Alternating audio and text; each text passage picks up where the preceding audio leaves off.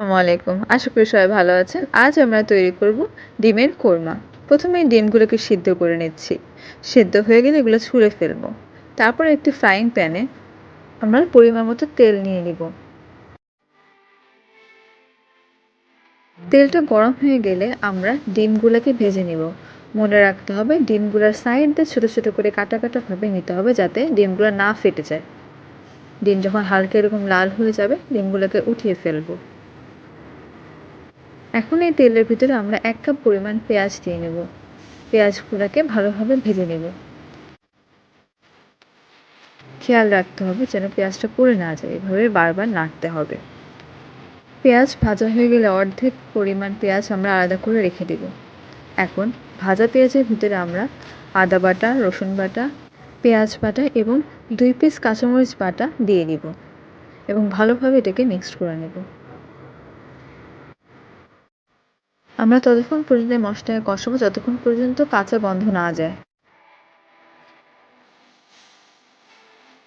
কাঁচা গন্ধ চলে গেলে আমরা এর ভিতরে এলাচ, দারচিনি এবং তেজপাতা দিয়ে দিব।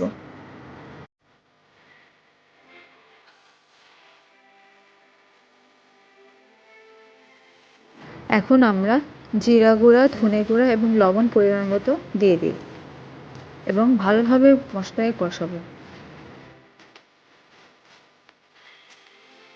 দেখতেই পাচ্ছেন মশলা কষানো হয়ে গিয়েছে। এখন আমরা এটার ভিতরে যে সেদ্ধ করা ডিম ছিল সেগুলো দিয়ে দিবেন এবং ভালোভাবে নেড়েচেড়ে নেব।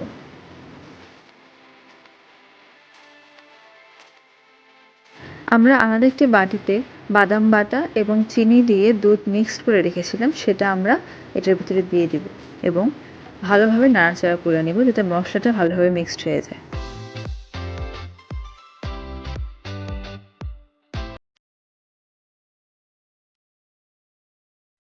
যখন ঝোলটা এরকম ফুটতে থাকবে তখন আমরা ঢেকে দিব।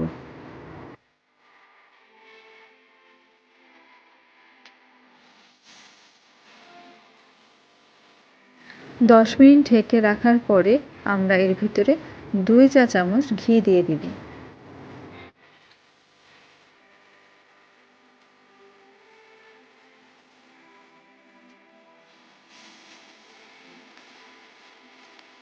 কোরমাটা যখন এরকম ফুটতে থাকবে তখন আমরা এর ভিতরে 3 থেকে 4টা কাঁচা মরিচ দিয়ে দিব। এতে কোরমার স্মেলটা ভালো আসে।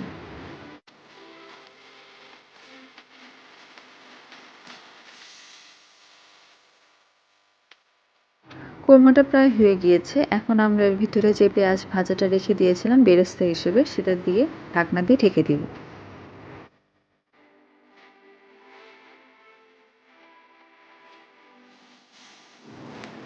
তৈরি হয়ে গেছে সুস্বাদু ডিমের কোরমা।